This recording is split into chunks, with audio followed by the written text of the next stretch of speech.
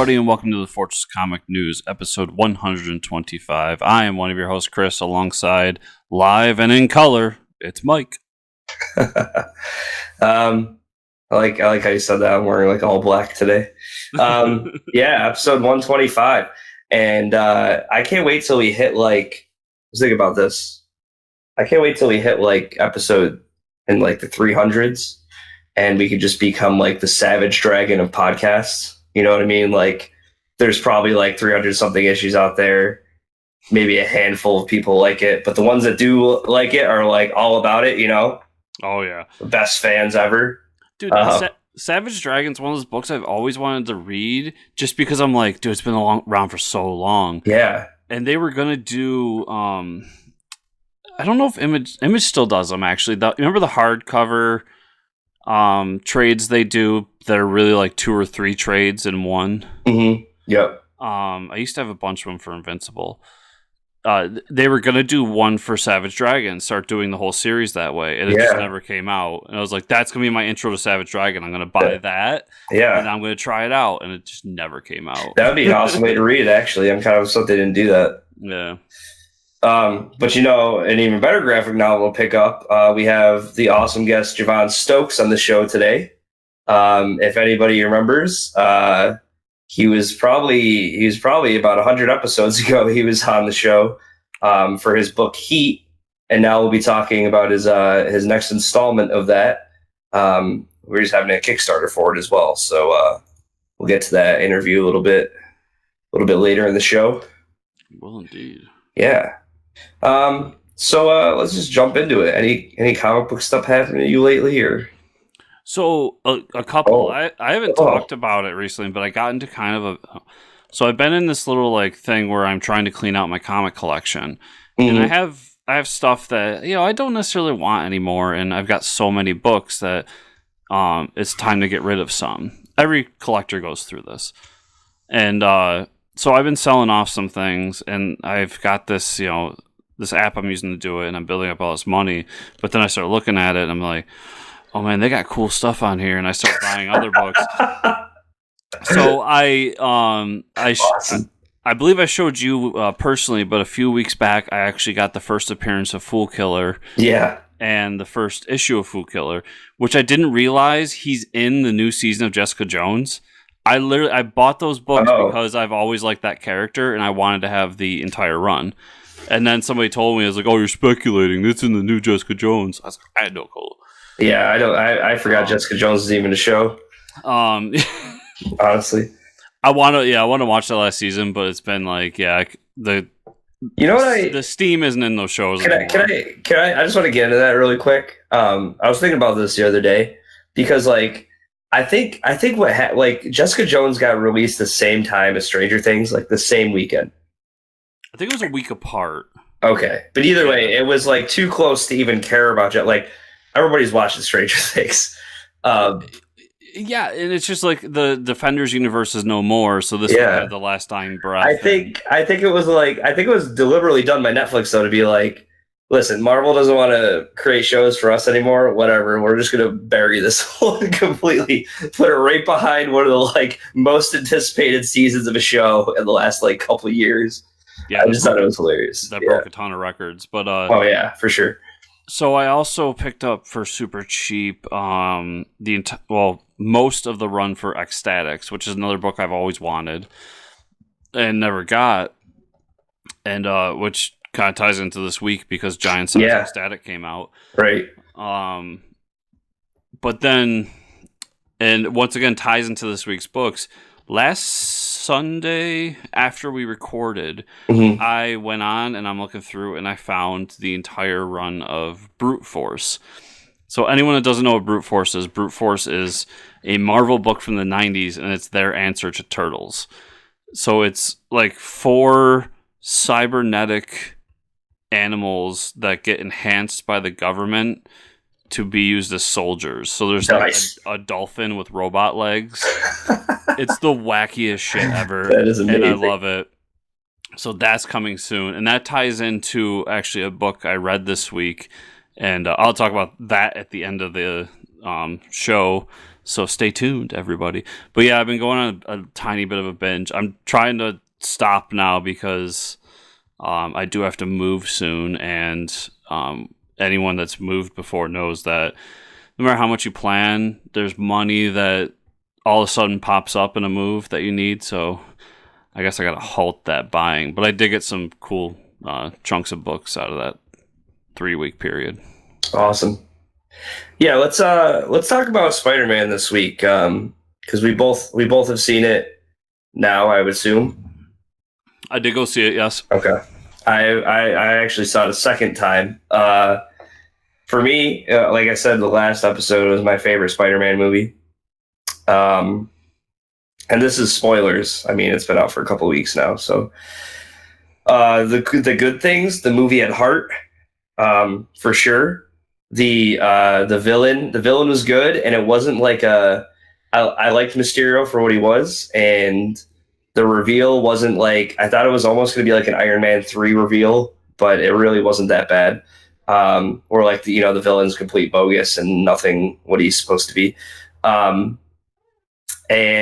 I really liked the when MJ and Peter Parker finally get to kiss, because it wasn't like if you remember like the original Spider-Man trilogy, like that, everybody's talking about that they even like won Best Kiss, I think, where he was like hanging upside down. and she's like making out with him. Like, high school kids don't make out like that.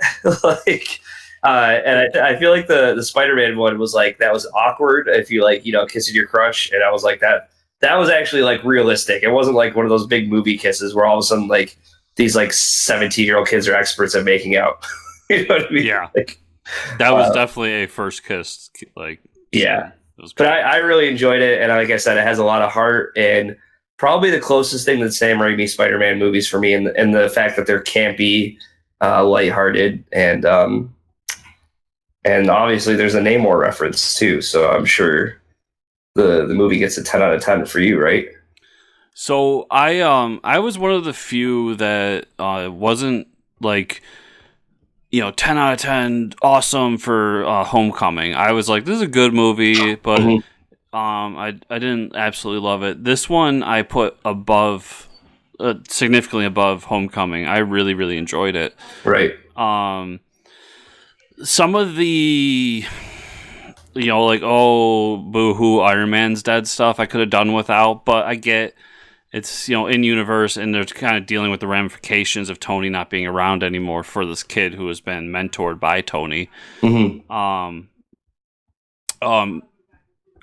like the fact that once again, every problem in the Marvel MCU is caused by Tony, because if Tony didn't do what he did, Mysterio wouldn't have been around. Right. And I loved how they modernized Mysterio. It made sense, because Mysterio was this guy who was like kind of almost a magician. Like, look at this hand while this hand's doing something else. And they took that idea and made him a con man with technology and savvy, and adding a team made sense to it as well because of some of the stuff they were doing. But I really liked how they set all that up. The sequence where he goes after Peter and Peter has that almost hallucination is one of the best Marvel moments in a movie. It's just such a Mysterio moment straight out of the comics. I absolutely loved it. And then the end credit scenes, like the mid credit, having is it J.K. Simmons? Yeah, back as Jonah Jameson. Yeah, having him as Jonah Jameson again was awesome. I was so happy with that. And that might be the first time that's ever happened where a universe was rebooted, but they kept him as this actor. Yeah, because I don't think that I don't know if they're really going to keep Jameson as like a main kind of thorn in Peter's side in the MCU. Right. I mean, so it was just kind of a cool callback, while at the same time, like, he was a perfect J. Jonah Jameson in the old movies. Right. And then the end credit scene that kind of hinted towards a Secret Invasion-esque future for the Marvel MCU. Everything about this movie I just absolutely loved. I thought it was great. What about the multiverse talk? It was so specific to like the Earth's 616 and stuff like that. It was so specific, but then it came up being like a script that this guy wrote. But what if we find out like he got this script from somewhere? You know what I mean? So this was actually talked about by Kevin Feige. Mm-hmm. So yeah, the whole him being from a different universe thing was BS. I mean, once again, Mysterio's a con man, right? But Feige said to people who are really paying attention, and I haven't watched it since it came out, so I can't confirm or deny, but he said that there's multiverse talk in Doctor Strange. So they've already confirmed that there's a multiverse according to him. Mm-hmm. And if anybody's going to know, it's going to be Kevin Feige, right? Yeah, I mean, he's just in charge of it all, so. Yeah.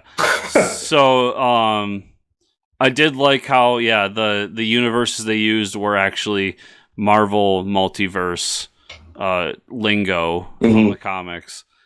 And there's just so much to love about the movie. Like you said, there's a lot of heart. There's a lot of action. It's got a great villain. And everything about it is fantastic. So I'm with you. It's my favorite Spider-Man movie now. Awesome. Yeah, I mean, it's great. Go see it. And what do you think Nick Fury's up to, though? That was kind of weird, huh? Yeah, I'm hanging out in space. I mean, it's obviously a callback to Captain Marvel and what was happening there. Right. But I wonder, because it was a callback to Captain Marvel and it was a call out to Secret Invasion. But the Skrulls aren't the Marvel comic Skrulls, so it's kind of a weird situation. It intrigues me enough where I can't wait to see what the answers are for the next movies. Cool. And next week is San Diego Comic-Con, so I'm sure we're going to get a ton of announcements about movies. Yeah, I think DC is really dropping the ball, not going and showing off anything. I mean, even like some new Joker footage or something. I think Marvel's going to come in and just demolish the place. Yeah, I think DC's coming in. They got some potentially big comic news to announce. I mean, we don't know who's taking over Batman. You come out and, I don't even know, like say that Grant Morrison's going back to Batman or something like that. Like, that's huge, but that's in our world.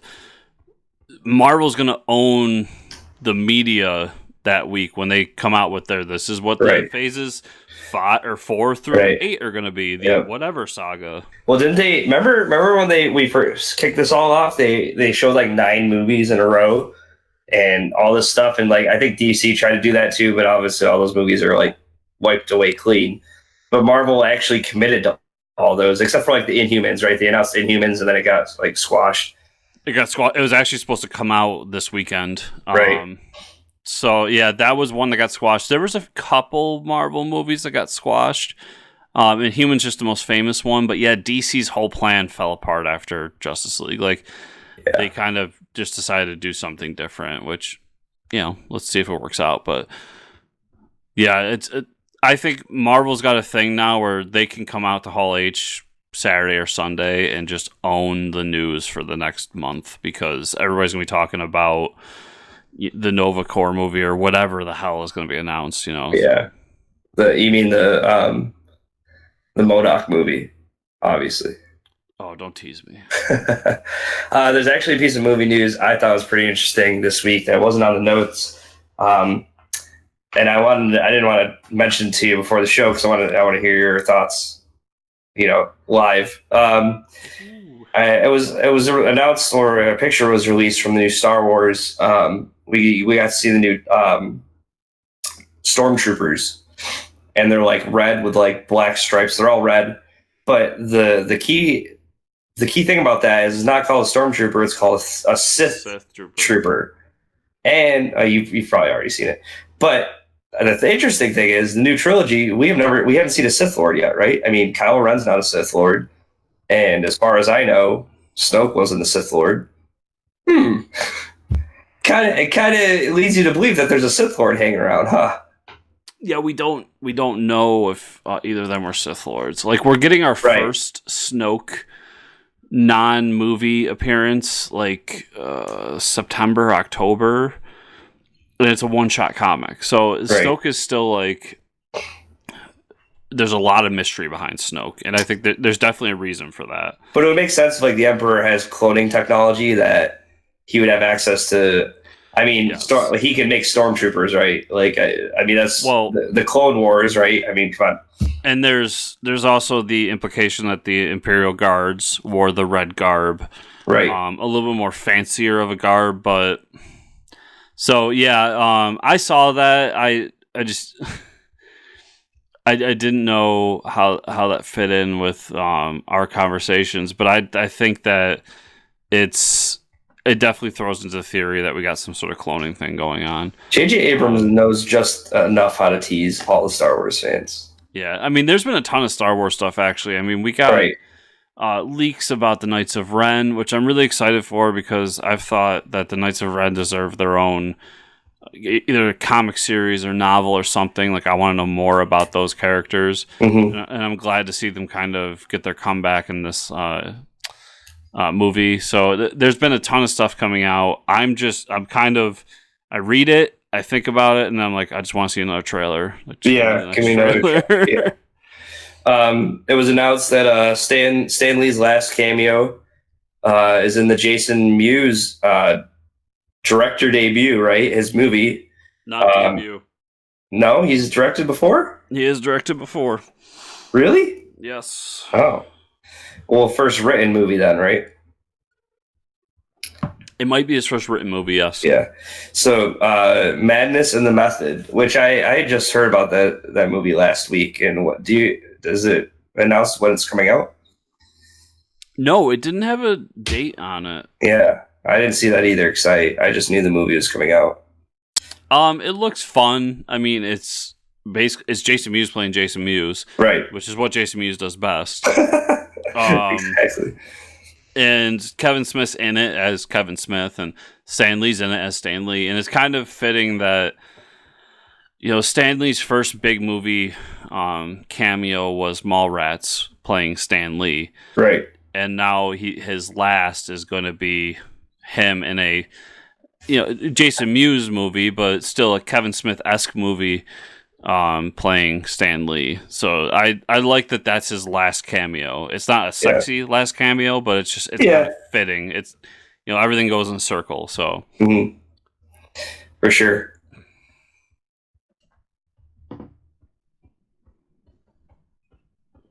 But you know, Chris. Yes. I took a road trip this weekend.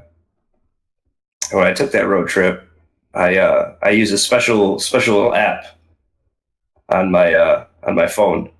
Were you in San Francisco and did you try to direct your way through poo?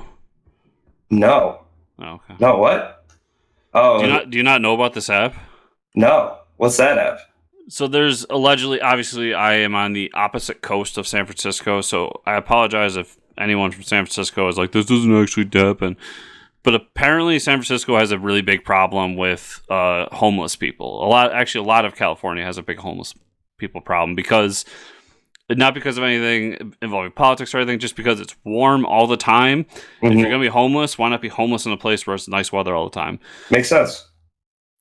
So the homeless people have nowhere to take a dump, so they like to take dumps in the middle of the street. So there's allegedly so much shit everywhere that you have to get an app, and it'll tell you, people can ping where there are homeless people poos in the road. It's like the worst version. It's like a really shitty version of Pokemon Go.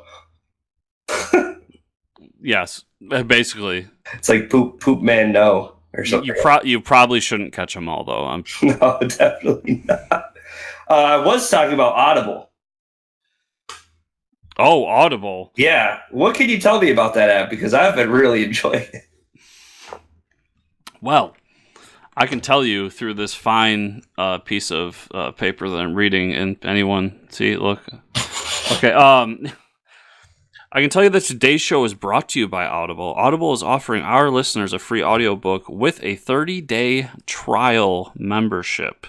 Just go to audibletrial.com/fortress, and browse the unmatched selection of audio programs. Download a title for free and start listening today. Not tomorrow, today. It is that easy. Go to audibletrial.com/fortress to get started today. Why Audible? Well, Audible has everything, including one of my favorite books, Grant Morrison's Super Gods. Mm-hmm. If you have not read or listened to this book, it is a fantastic book. It's all about Grant talking about his life, especially in the late 80s and early 90s, and messing around with psychedelics and other kinds of things, traveling around the world, and how those experiences affected books like Animal Man and Transmet and Swamp Thing and all the other things he did throughout the years. So, you go there, you pick that up for free, and you can listen today. So remember, to download your free audiobook today, go to audibletrial.com/fortress. Again, it's audibletrial.com/fortress. One more time, audibletrial.com/fortress, and get a free audiobook today and 30-day membership. Awesome. And here I thought you just wanted to talk about poop. To be fair, I do just want to talk about poop. With that, we're gonna talk about something that's not poop. That's really awesome. We're gonna go to the awesome interview we have with Javon Stokes, and we'll see everybody on the other side. And welcome back to the show, everybody. I want to introduce you to a special guest, someone we had on a long time ago, about a year plus or so. Had a great book called Heat, and is now doing Kickstart for the sequel. Please welcome to the show, Javon Stokes. Welcome to the show, Javon. Thank you, guys. Thank you for having me get back. Yeah, man. We've had a few returning guests, and I think this might be the longest stretch we've had. But let's just to catch everybody up, because it's been a while. What made you want to get into comics or write a comic in the first place? And well, to get into comics, honestly, I've been reading comics for pretty much my whole life. It's how I learned how to read. My dad read comics. My mom's an artist. So, between all that stuff, I've been reading comics forever. And I think about 3-4 years ago, I went to art school. I was doing 3D animation, but I kind of reached a point where I was like, man, if I'm going to live out this dream, I had to do it now or it won't get done ever. So I just sat down and drew and ended up with Heat. Awesome. And it's been quite a journey so far, right? I mean, you already have the first trade compiled and out. Yep. The first trade is out. It's online. It's at my website, visuallystoke.com, but it's also a part of the Kickstarter that we'll talk about later. Awesome. So catch us up in Heat right now. Where's the character right now, and what did you want to do with the character when you first created it? So right now, after the first miniseries, for those that didn't read it, unfortunately, it's a bit of a spoiler, but that's okay. The character was accidentally responsible for the death of a civilian. So he was dealing with kind of the guilt that goes along with that, along with trying to, get the person who was actually responsible for it. And that's kind of the crux and the overall story of the first 3 books. So right now, where the new story, the new graphic novel starts, Heat is very much in that, being a better superhero, taking it more seriously, focusing on, not screwing up. And, sometimes when you try to not to screw up so much, things don't go exactly the way you want. Right. Exactly. It makes things a lot more difficult, especially with all these, superhero books out there that it's like, okay, we just had a major fight that leveled the city. And it's like, but the rest of the book's supposed to take place in the same area. So it's like, there's no repercussions for anything. It's like the next day they're like, all right, back to doing our thing. Right. Yeah. There's no consequences. Right. Yeah. I mean, I'm a little bit in that. This new book, is a little more focused on, growing Heat's world, the world around him, establishing his supporting cast, but also kind of zeroing in on, who he is, what his family wants, what his friends want. So I think you get a deeper understanding of the character, you get a deeper understanding of his supporting cast, and you also see the introduction of his first real nemesis, his first real big bad. Awesome. Can we talk about that? Yeah. Heat, the graphic novel is called Heat, the Black Flame. Mm-hmm. The Black Flame being the new supervillain that he runs into, who he has a connection to. I don't want to get in too far. I don't want to spoil anything. But he's kind of it's one of those things where, okay, you're a superhero, but that doesn't mean that you're great at it. And that was kind of the message from the first 3 books, and it continues like, okay, you're a superhero, but you're up against somebody who actually knows the full extent of their abilities, and they can kick your behind. And he kind of does that a lot in this book until he kind of, he figures out, the best way to deal with it. And then on the flip side, so that there's like story A and story B. Story B is, the character dealing with the fact that one of the supporting cast ends up contracting cancer. Oh, wow. Or a version of cancer. It's like, how does that affect everybody around him? How does that affect Heat? How does that affect the family? How does that affect friends?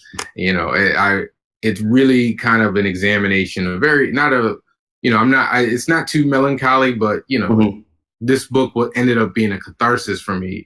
My mother passed away about a year ago. So I used this book as kind of a way to work through all those emotions, and that's where it ended up. It didn't start off that way, but I think it ended up something really nice, and I think everything about it is improved from the first trade. Awesome. Yeah, I mean, I'm excited for the second part for sure. And where do you see Heat going eventually? You talked about creating a universe. Are you gonna, bring more and more souped up characters, like almost like maybe a team up eventually between like soups, or what? Yeah, I think that's actually where I want to go. I mean, I'm a Marvel DC fan, so right. Everybody, you want your own universe. I'm also a fan of Invincible. Robert Kirkman's Invincible, and that's what he did. He literally had this big sprawling universe all set in like one book, and that's kind of what I want to do. And I know the next Heat story after this graphic novel is gonna, involve more superheroes, more supervillains. It's tentatively called Escalation right now. Okay. Nothing has been drawn. I'll be perfectly honest. But I'm gonna get around to it. As soon as the graphic novel is done. I'm very focused on getting the graphic novel done. But it's gonna be wild. It's gonna be crazy. I got a ton of stuff for it. I've written. I think the majority of the story is written, but it's escalating. It's okay. The first trade was the first movie. This graphic novel is the sequel. And then this is my Avengers Endgame. This is where, everything, the ish hits the fan. Yeah. Awesome. Very cool. So the first trade was originally put out as 3 separate issues. Was there a reason to go to a graphic novel format for this particular story? And if so, are you planning on continuing with graphic novels, or do you want to jump back and forth, or have you not thought that far ahead? I think at this point, like I reached a point where I realized I couldn't do the ongoing series like I wanted to. Like the first 3 issues were supposed to be an ongoing, and I wanted it to continue and do an ongoing series, but it, time and effort. And like I said, I was dealing with a lot of personal stuff at the time. So I kind of took some cues from Mike Mignola. Yep. Am I pronouncing his name right? How he did Hellboy, and he would do a mini series here, and then a graphic novel here, and then a mini series here. So that's kind of how I want to do it. And I also looked at the comic book, landscape in general, and a lot of people, less and less people seem to be going for ongoing series. They want a story, they want it in their hand, and this is the story, and then they can kind of put it down and then be done.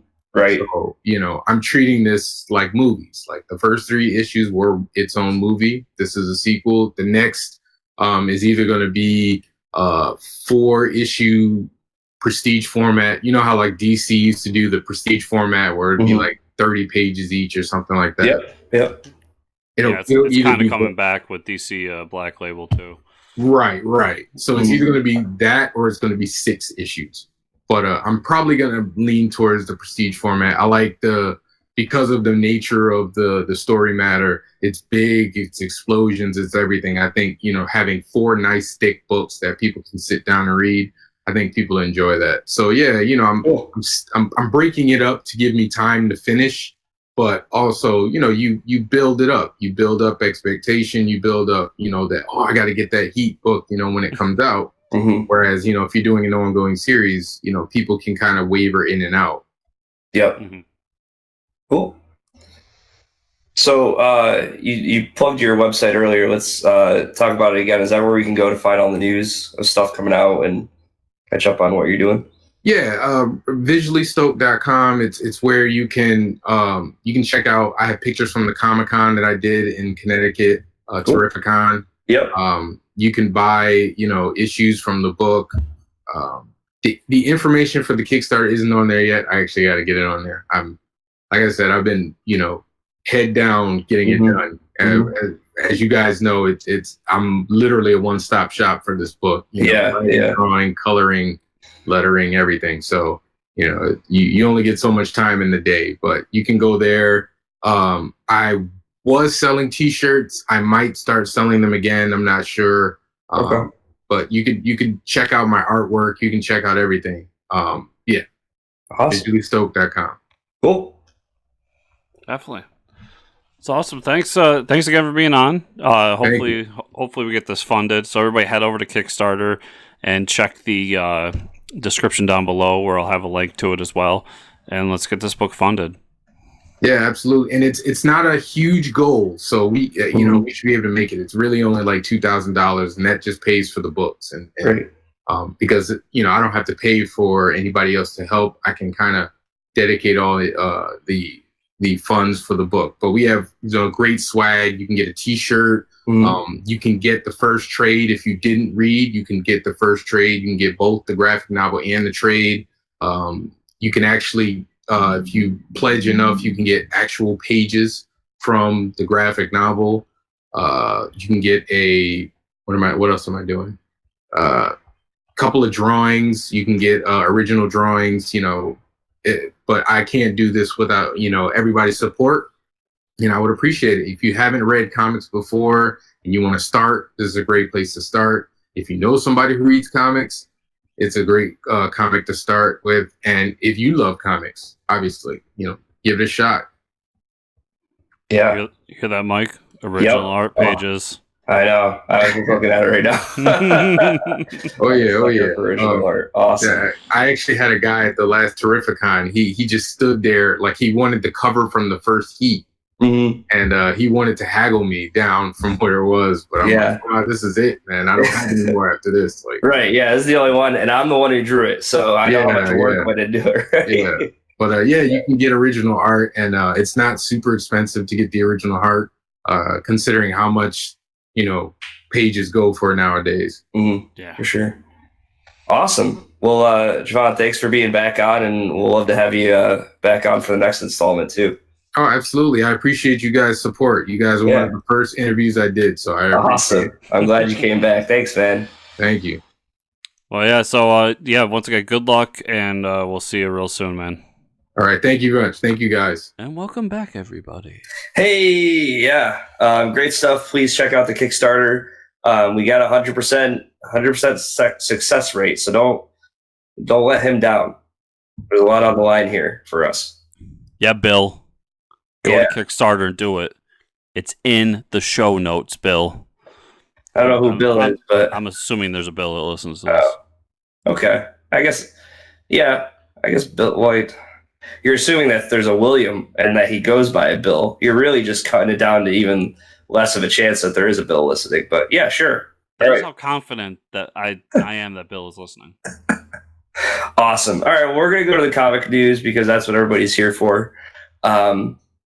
Unless we want to talk about poop apps some more, but maybe you should just start another podcast. The Poopcast? Poopcast.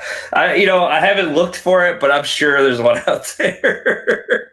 Listen, I'm in the market for another co-host if anybody wants to have a fine discussion about feces and fecal matter. All right, moving on. Peter Milligan and Mike Allred are launching a new series in January 2020 called Excellent, spelled X space or hyphen CELLENT. Get it? Because it's an X static related property, which you're probably pretty excited for. I mean, you just talked about how you bought that X static book, and it's probably now you even look like even more of a speculator. You're just going with the trend. Somebody's watching what you're doing, apparently. Yeah, if they announce that Spider-Man Far Away and in his bed is stars the Spot, then I win all around, because that was another book I bought recently. But yeah, love Ecstatic, love Allred's art. I know his art is a acquired taste, but I definitely have acquired that taste, and anything he does, I'm down for. I mean, I read his Silver Surfer and a bunch of other stuff he's done over the years, so I'm excited for this, especially since Peter Milligan's coming back. And all that. So cool. Marvel announces a book called Contagion. It's a 5-issue weekly series. I'm not a huge fan of weekly series, but it's for October, written by Ed Bryson, with a new artist every issue. It's going to pit Marvel's street-level heroes against a strange force that possessed the people of New York. So I'm guessing we're going to see like the Defenders versus zombies or something for right around Halloween time. It's like the Defenders versus, if you ever played The Last of Us, like fungus-looking people. Oh. Yeah, it's creepy and weird looking. It's probably going to be a lot of fun. The Defenders are all, like, what we know as the Defenders from the Netflix shows are in it. The Thing is in it. Oh. Moon Knight is in it. So that's pretty cool. I'm pretty down for it. I like Ed Brisson. I'm definitely going to check out this book. I usually agree with you about the weekly book thing. When I don't like it is when they do, like, we're going to do a weekly book over 52 weeks or over 3 months. That's what, yeah. I do enjoy here's a weekly book. It's 5 issues, 5 weeks, or 4 issues, 4 weeks. Quick in and out, and do our thing. Those weekly books tend to be the longer ones tend to be like run-ons almost. Yeah. Batman Eternal, forever. I'll never forget it. Batman Eternal, because it's an eternal dread it brings me every time I think about that book. Mike's favorite book. Everybody send their copies of Batman Eternal to Mike. I already have too many. You're probably. I think comic book stores pay you to take their Batman Eternal books. They're like, that's like the 25-cent bin. All right, so Jeff Lemire is going to be pretty busy. He's I think DC's slowly getting Jeff Lemire involved with them a little more and more each day. He's writing 2 new Black Label books this fall: Joker, Killer Smile with Andrea Sorrentino, and then The Question, The Deaths of Vic Sage with Dennis Cohen and Bill Sienkiewicz. I think, you're very impressed with how I killed that name. The Question, The Deaths of Vic Sage, yes. I could really care less about another Joker book, but I do really like The Question, and I don't think there's enough of him used in the DC universe right now. So, the Joker book I will try out. I mean, obviously we talked about it. I'm a huge Lemire fan, and I actually really like Andrea Sorrentino as well. Yeah. Those two, their run on Green Arrow is one of the better New 52 runs. It is. In my opinion.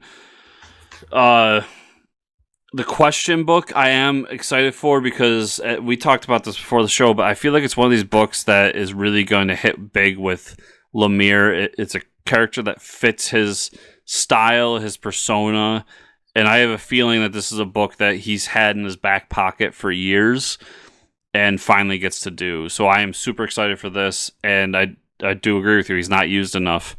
And it's actually nice to see that Bendis, of all people, is using The Question a lot recently. So, right. Yeah, these look awesome. And ever since the debacle of Batman Damned, Black Label has really been hitting on all cylinders. So yeah, it's more and more exciting stuff keeps getting announced for it. And so as part of Year of the Villain, we talked about that happening at DC. John Carpenter is going to be co-writing a Joker one-shot, so I'm pretty excited for that. That's a Joker book I'll read.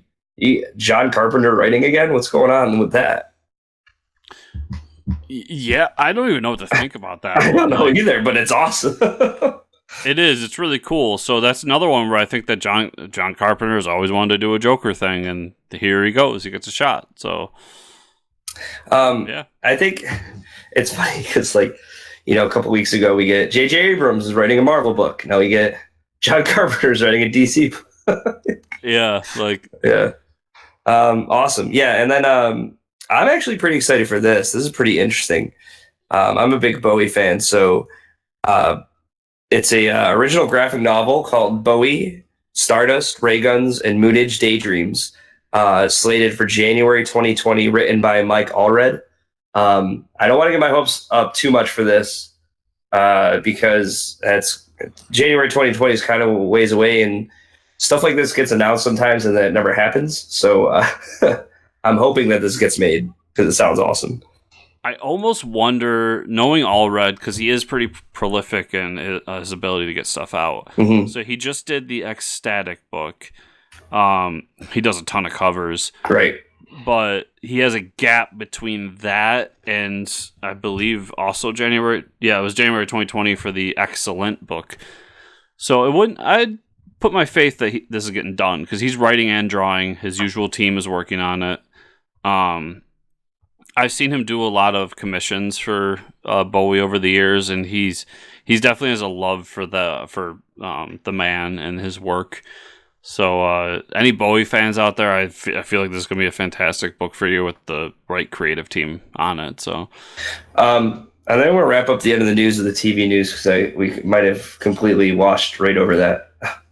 We started talking about Jessica Jones, we got Jessica Jones, and we kind of just went completely over the TV news. I'm actually really excited for this, and you might call me a speculator because I think I have the complete run so far.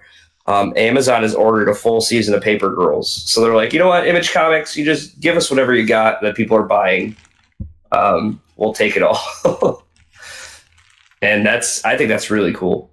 Yeah, I haven't read any Paper Girls, but especially with the whole, I mean, the 80s are happening right now. I mean, you see it in clothing, you see it in design. I see it all over the place for designs. I see it for, obviously TV, movies, shows that, and even like, there's a big takeoff with retro wave music now too. Like I'm even into it, like that 80s synth, you know, you're walking around a level in Vice City or something like that. It's pretty cool, dude. And Stranger Things season 3, did you finish that? No, but I have watched a decent, I think like the first third of it. Okay, so we'll save that for next episode then, if you finish it up. Okay. Yeah, so let's talk about what we read this week. I actually read quite a bit. I want to talk about one initially first, called Unearth, #1, by our buddy Cullen Bunn. Did you check that out this week? I didn't. Aha! All right. Well, actually, it's more my style, anyways. If I had to describe this book, it's what I wanted Outer Darkness to be. Because remember, like Outer Darkness, we thought would be like this really horror-esque sci-fi thriller. That's what this book is.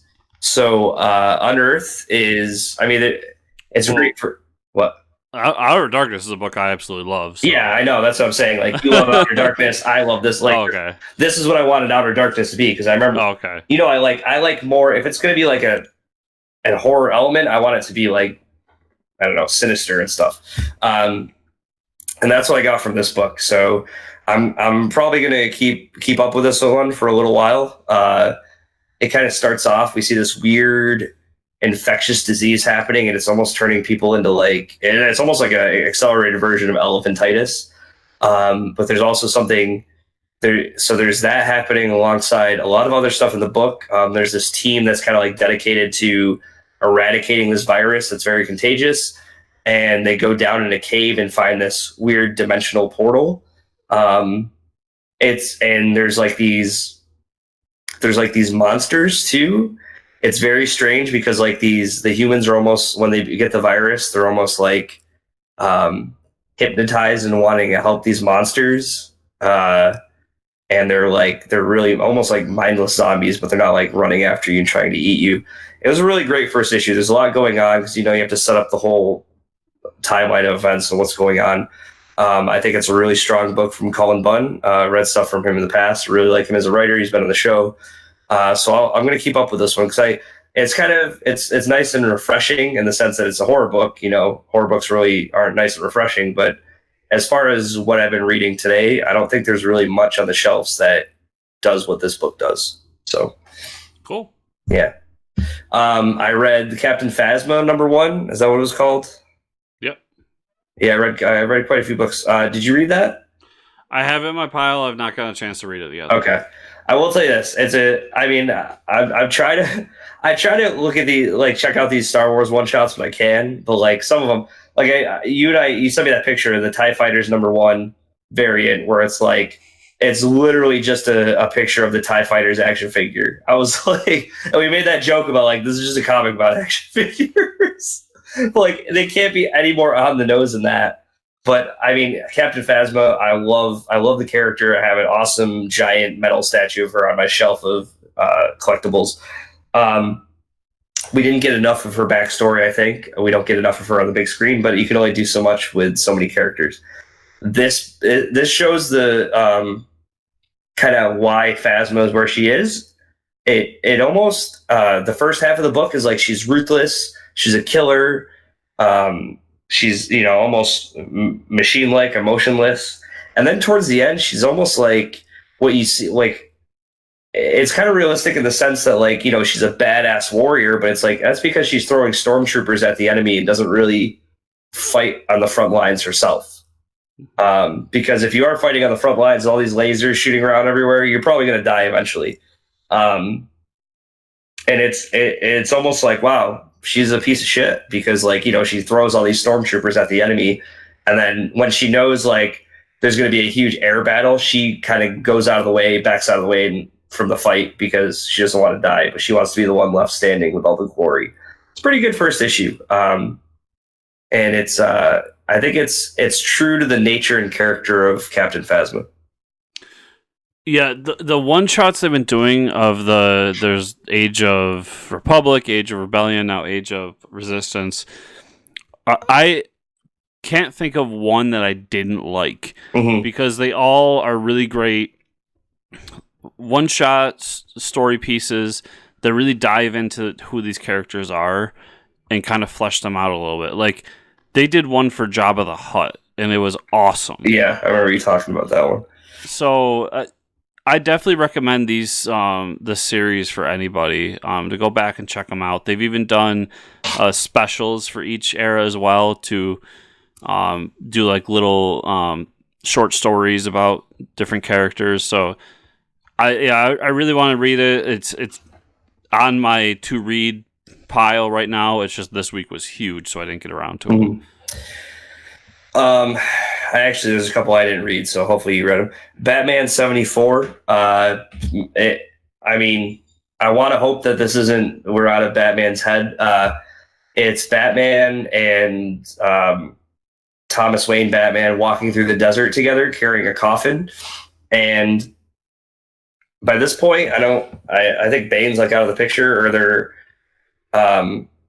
I think this is the reason, like, why Thomas Wayne was helping out Bane in the first place. I don't know. There's a lot of the stories. I don't know if I'm missing something, but it's not very coherent. At least the last few arc, or the last whole arc, has not been very coherent. But everybody knows my general distaste with this book. So, come to find out, this coffin they're dragging through the desert is Martha Wayne, and they were going to bring her to the Lazarus Pit, the Resurrector. Wasn't the issue go from last month? Was it? We talked about this last month, where they were going through the desert, and Martha ends up being in the coffin at the end. Oh, did I? Maybe I read the wrong one. I must be behind on Batman then. Either way, I guess I'm not caught up on Batman. But I will talk about Wonder Twins. Oh, yeah.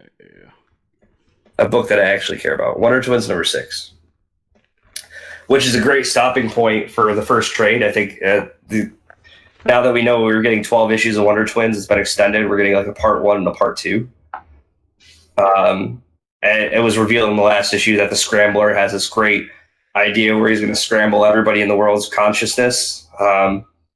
And there's all these funny things happening throughout the book that like he gives everybody 30 days till they'll all be scrambled. So like it forces all the politicians to become good people because they're like, oh my God, we're not going to be politicians anymore. We're going to be normal humans. Like we have to put laws in place to make life very laxed for everybody, not just the 1%, which is like, obviously it's Mark Russell, doing Mark Russell things, but it's a really good way to go about it. So like, forcing all these corrupt people to like make not even wealth, but even security for everybody on the planet, like world peace. And it's all forced because like the Scrambler gives them a 30-day countdown.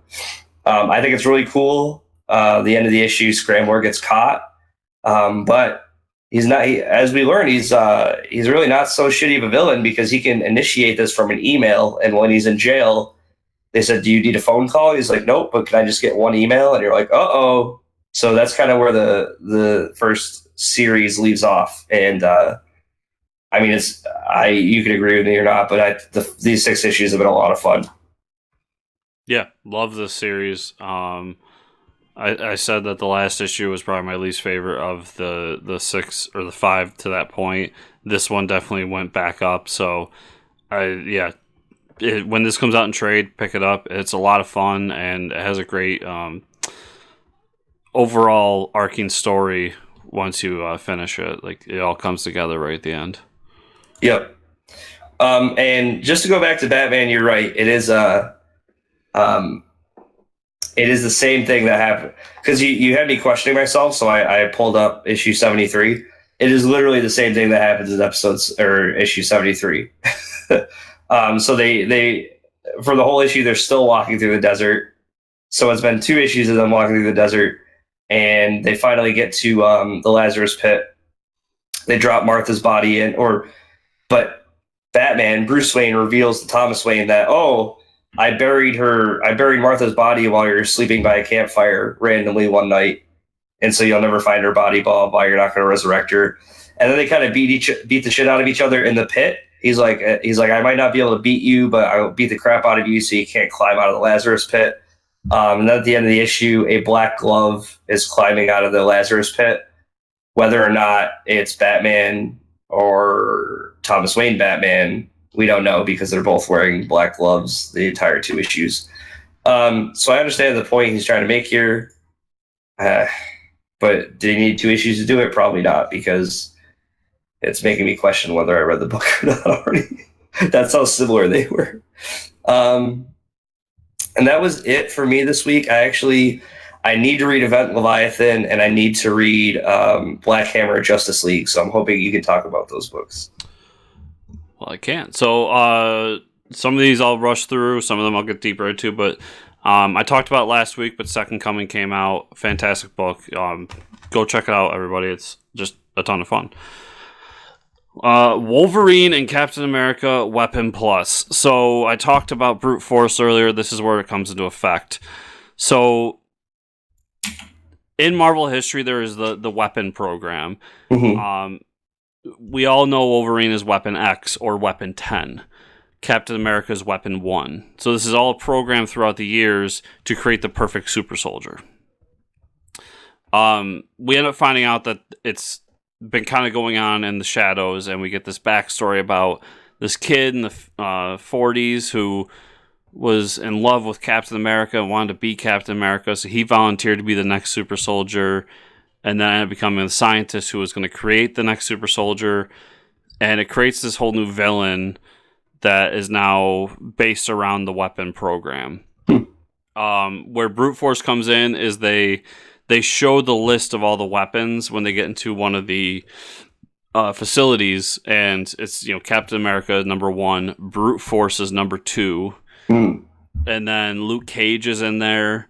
Man-Thing is in there, and a few others. So they build up the weapons program a little bit more, at least to my knowledge. Cool. And set this up to be a team book moving forward. So this was a one-shot, one-and-done story. You get in, but they tease a future book that looks like it's going to be a team-up of all the different characters from the weapon program.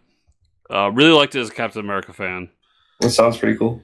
War of the Realms Omega. Wasn't a huge fan of this because what it really is a War of the Realms epilogue. Here's the books that are spinning out of War of the Realms.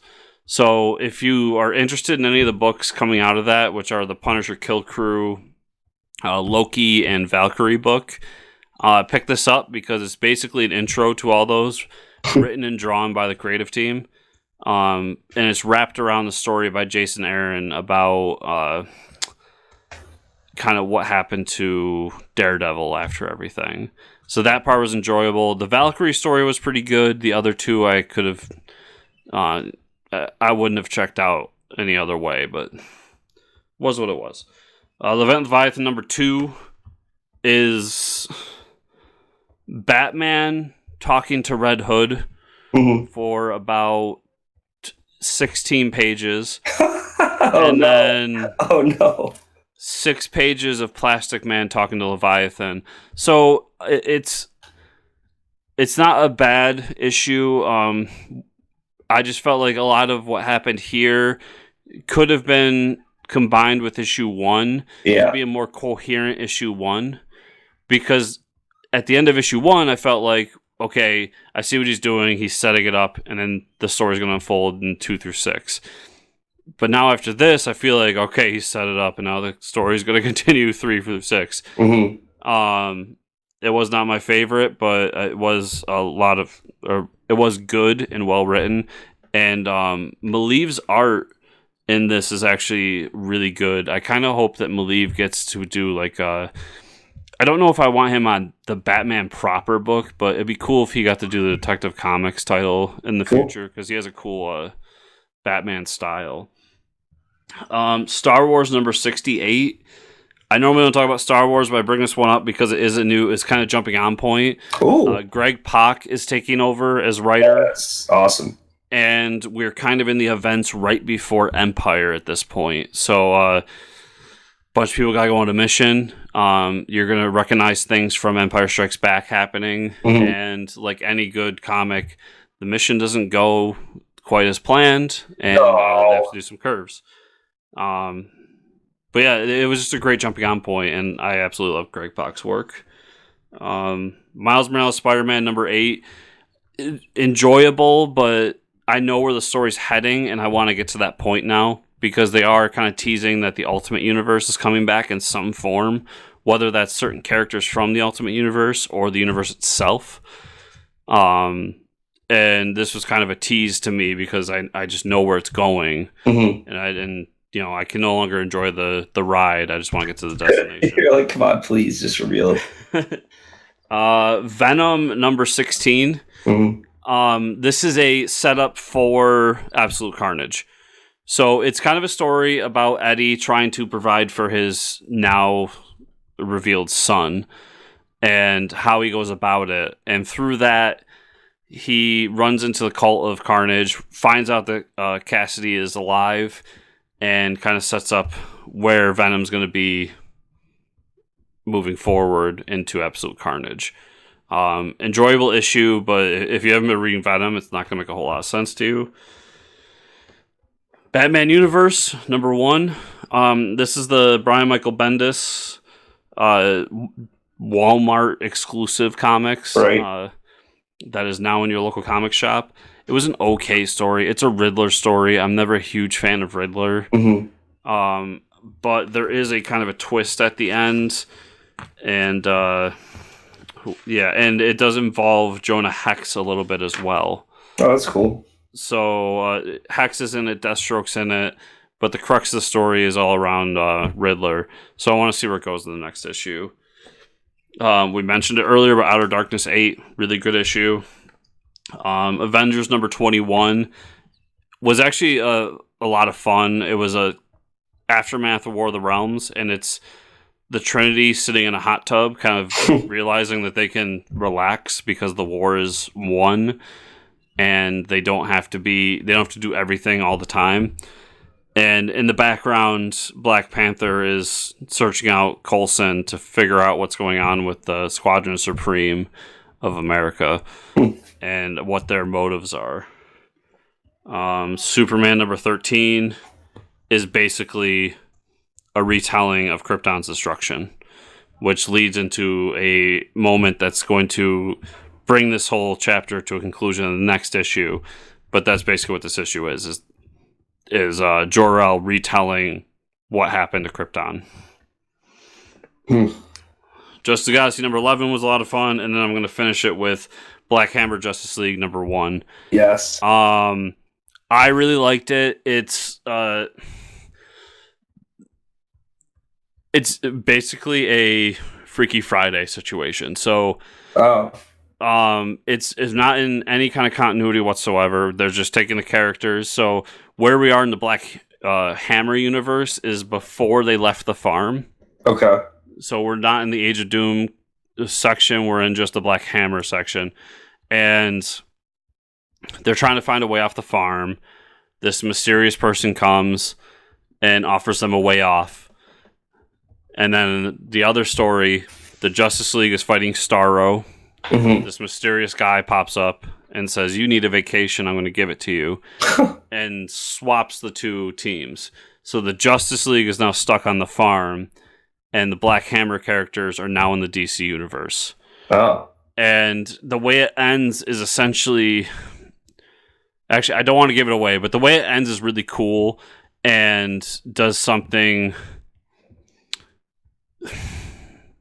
not different, but a lot of fun with how they took the characters and put them in each other's situations, and how certain characters have to go about their life moving forward. So I look forward to issue 2. I thought this was a great setup to say, like, this is what it is. This is where everybody's going, and we'll move forward from there and see how these people react to their surroundings now. Cool. So definitely recommend picking it up.